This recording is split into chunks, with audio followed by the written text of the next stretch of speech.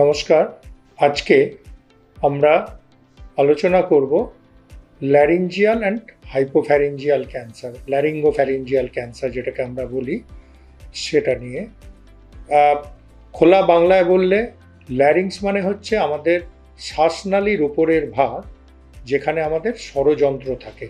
আর hypopharynx হচ্ছে খাদ্যনালীর ওপরের ভাগ, জাস্ট আমাদের যে খাদ্য নালী ইসোফেগাস তার ওপরের পার্টে থাকে, সেটাও এই ল্যারিংসের সাথে খুব ক্লোজলি অ্যাসোসিয়েটেড। তাই এগুলো ট্রিটমেন্ট অনেকটা একই রকম, এবং এগুলোই আমরা আজকে আলোচনা করব যে এগুলো কি ধরনের সিমটম নিয়ে পেশেন্টরা আসেন, কি করে বোঝা যায়, এবং এর আমরা কি করি বা কিভাবে এর ট্রিটমেন্ট হয়। তো দেখুন, মেনলি আমাদের শ্বাসনালী আর খাদ্যনালী এই দুটো কিন্তু খুব ক্লোজলি অ্যাসোসিয়েটেড, বিশেষ করে উপরের পার্টে। ধরুন, যেটা শ্বাসনালীর পেছনের দিক, সেটাই আবার খাদ্যনালীর সামনের দিক। এটা এতটাই ক্লোজলি অ্যাসোসিয়েটেড, এবং এখানকার যে সিমটমগুলো হয় সেগুলো কিন্তু অনেকটাই একরকম। তো আমি প্রথমে আসি ল্যারিঞ্জিয়াল ক্যান্সার। ল্যারিঞ্জিয়াল ক্যান্সারে আমাদের ল্যারিংসের তিনটে পার্ট আছে, কি না, সুপ্রাগ্লটিস, গ্লটিস আর সাবগ্লটিস। গ্লটিস হচ্ছে যেটা আমাদের স্বরযন্ত্র, যার জন্য আমরা কথা বলতে পারি। সেটা দুটো কর্ডের মতো, দুটো লম্বা লম্বা স্ট্রিপ থাকে দুদিক থেকে, তারা মুভমেন্ট করে, তবে আমরা কথা বলতে পারি। তার উপরের পার্টটাকে বলা হয় সুপ্রাগ্লটিস, তার নিচে কিছুটা পার্ট সেটাকে বলা হয় সাবগ্লটিস। তো এই রিজিয়নের কোনো ক্যান্সার হওয়া মানে এটাকে আমরা বলি ল্যারিঞ্জিয়াল ক্যান্সার। এবার কিভাবে এটা বোঝা যাবে? দেখুন, এইটার যদি গ্লটিক ক্যান্সার হয় সেটা আমাদের জন্য একদিক থেকে ভালো। কেন কি, গ্লটিস মানে স্বরযন্ত্রের, এবং সেখানে খুব ছোট্ট যদি একটা রোগও হয়, আমাদের গলার আওয়াজে চেঞ্জ আসে, গলার আওয়াজটা ধরা ধরা হয়, যেটা বলি হোর্সনেস অফ ভয়েস। আমাদের তো অনেক সময় ঠান্ডা লেগেও গলা ধরে, এবং সেটা কখনোই তার মানে সেটা ল্যারিঞ্জিয়াল ক্যান্সার নয়। তাহলে কোন গলা ধরাকে আমরা গুরুত্ব দেবো? কোন গলা ধরার জন্য আমরা ডেফিনেটলি একজন ইএনটি সার্জন বা অনকো সার্জনের কাছে যাব? সেটা হচ্ছে, যদি এই গলা ধরা আমাদের যেগুলো নর্মাল ঠান্ডা লেগে গলা ধরে, দেখবেন 7 দিন 10 দিন তার মধ্যে সেরে যায়। এটা যদি 2-3 উইকস ধরে না সারছে, একদম এটা কমছে না, সেক্ষেত্রে কিন্তু আমাদের এটা নিয়ে অনেকটা আমাদের সেটা নিয়ে চিন্তিত হতে হবে, এবং ইমিডিয়েটলি ডাক্তারের কাছে যেতে হবে।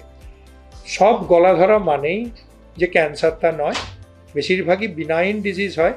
যে বিনাইন ডিজিজ মানে সেগুলোতে একটা ভোকাল নোডিউল বা অন্য ছোট ছোট কিছু, যেগুলো এমনি ট্রিটমেন্টে ভালো হয়ে যায়, অত ভয়ের কিছু নেই। বাট একটা ফ্র্যাকশন সেগুলোর ক্যান্সার হতে পারে। তাই জন্য মানে কোনোভাবে এটাকে ইগনোর না করা, 2-3 উইকস যদি গলা ধরাটা না কমে, অবশ্যই ডাক্তারের কাছে যেতে হবে। সুপ্রাগ্লটিসেও গলার আওয়াজটা ধরা হয় না, কিন্তু আমরা এটাকে বলি হট পটাটো ভয়েস। মানে ধরুন, মুখে খাবার সময় একটা গরম আলু যদি পেয়ে যান, তখন যে কথা বললে যেরকম একটা ঘাড় ঘাড়ে হয়, সেটা। সাবগ্লটিস ক্যান্সারটা ধরা পড়া মুশকিল। এটা যদি শুধু সাবগ্লটিসই থাকে, খুব আনকমন, তখন শ্বাসকষ্ট নিয়ে আসে। তো অনেক সময় আমরা পেশেন্ট দেখেছি যে এই যে ইনিশিয়াল সিমটমগুলো, গলা ধরা, এটাকে ইগনোর করেছেন, বা হট পটাটো ভয়েস, বা খেতে যে একটু প্রবলেম, ইগনোর করেছেন, রোগটাকে বাড়িয়েছেন, এবং তখন রোগটা হয়তো এমন পরিস্থিতিতে গেছে যেটা আমাদের শ্বাস নালীকে ব্লক করছে, খুব নিঃশ্বাসে কষ্ট নিয়ে আসছে। সেগুলো কিন্তু বেশ খারাপ। তাই জন্য আর্লি সিমটম নিয়ে এলে সেগুলো সবসময় ধরা পড়ে। তাহলে আর্লি সিমটম কি? নাম্বার 1, গলার আওয়াজ ধরা, যেটা 2-3 সপ্তাহ ধরে চলছে। অন্য রকম গলার আওয়াজ, ধরা নয়, যেটা ঘ্যার ঘ্যারে গলার আওয়াজ, হট পটাটো ভয়েস যেটাকে বলি, মুখে গরম আলু দিলে যেরকম একটা ওপর থেকে একটা গড় গড় করে আওয়াজ আসে, সেই টাইপের, সেরকমও যদি কিছুদিন ধরে চলে, সেটা। যদি পেশেন্টের নিঃশ্বাসে হঠাৎ করে কষ্ট হচ্ছে এই গলার আওয়াজ বা এর সাথে, সেটা। যদি লম্বা টাইম ধরে খাবার অসুবিধা হয়, এটা মেনলি হাইপোফ্যারিঞ্জিয়াল ক্যান্সারে হয়, কিন্তু কখনো কখনো ল্যারিঞ্জিয়াল ক্যান্সার সেটাও বড় হয়ে গেলে খাবারে অসুবিধা হতে পারে। তো এই সিমটমগুলো, এবং তার সাথে খুব অকেশনালি পেশেন্টের অন্য কিছু নয়, পেশেন্ট বলছে কাশতে গেলে একটু কাফের সাথে রক্ত আসছে, অবভিয়াসলি সেক্ষেত্রেও আমাদের ডাক্তারের কাছে যেতে হবে। তো এইগুলো মোটামুটি, এবং কখনো তার সাথে গলার গ্ল্যান্ড ফুলেছে, যে কোনো গলার গ্ল্যান্ড ফুললে সেটা আমাদের একটু কসাস থাকতে হয়, যদি 7-10 দিনে কমে না যাচ্ছে তাহলে আমাদের ডাক্তারের কাছে যেতে হবে। তো এই জিনিসগুলো ল্যারিঞ্জিয়াল হাইপোফ্যারিঞ্জিয়াল ক্যান্সারের সিমটম। এবার আপনাদের যখন হবে আমরা কি করি না, আমরা বেসিক্যালি এর ট্রিটমেন্ট দুরকম, একটা হচ্ছে সার্জিক্যাল, একটা নন সার্জিক্যাল। তাহলে প্রথমে আমরা অ্যাসেস করি যে এটার মধ্যে ক্যান্সার আছে কিনা। সেটা কিভাবে করা যায়, যে আমাদের দেখে যদি সন্দেহজনক লাগে আমরা বেশ কিছু টেস্ট করাই। তার মধ্যে প্রথম হচ্ছে ইমেজিং, সিটি স্ক্যান বা এমআরআই, সেটা করাই। তার রিপোর্টের বেসিসে আমরা দেখে নিই যে কোনো কিছু রয়েছে কিনা, কিছু খারাপ ফিচার রয়েছে কিনা সেটা। নেক্সট হচ্ছে যে তার বাইরে ব্লাড টেস্ট ইত্যাদি অজ্ঞানের এগুলো করা হয়। তারপর আমরা অজ্ঞান করে গলার ভেতরে দেখি, এটা কিন্তু অজ্ঞান করে দেখতে হয়, কারণ নর্মাল মানুষ এটাকে টলারেট করতে পারবে না গলার এতটা ডিপে।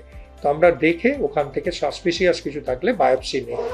তো আগে সিটি স্ক্যান বা এমআরআই করে বায়োপসি নেওয়াটা উচিত, তাতে আমাদের রোগটা অ্যাসেস করায় বেশি সুবিধা হয়। তো সেটা আমাদের হয়। এরপর এই বায়োপসি রিপোর্টের বেসিসে আমরা ল্যারিঞ্জিয়াল হাইপোফ্যারিঞ্জিয়াল ক্যান্সারের ট্রিটমেন্ট করি। বেশিরভাগ ক্ষেত্রেই নন সার্জিক্যাল ট্রিটমেন্ট। যদি খুব অ্যাডভান্স স্টেজ থাকে, যদি স্টেজ 4 ডিজিজ হয়, তার মানে এই আমাদের ল্যারিংস এবং হাইপোফ্যারিংস এই জায়গায় খুব ছোট ছোট পাতলা পাতলা হাড় থাকে, যেগুলোকে কার্টিলেজ বলা হয়, থাইরয়েড কার্টিলেজ, ক্রিকয়েড কার্টিলেজ। যদি রোগগুলো এই কার্টিলেজগুলোকেও বেশ কিছুটা রোগে ইনভলভ হয়, তখন আমাদের সার্জারি ছাড়া উপায় থাকে না। আর সেকেন্ড, যদি অলরেডি আমাদের যে ল্যারিংস সেটা কাজ না করে, ল্যারিংসের কাজ কি, 1 নম্বর কথা বলা, কিন্তু কথা বলা দিয়ে এটা অ্যাসেস হয় না। তার থেকেও ল্যারিংসের একটা অত্যন্ত ইম্পর্টেন্ট কাজ আছে। সেটা কি না, আমরা দেখুন খাবারও মুখ দিয়ে খাই, আবার নিঃশ্বাসও মুখ দিয়ে নিই।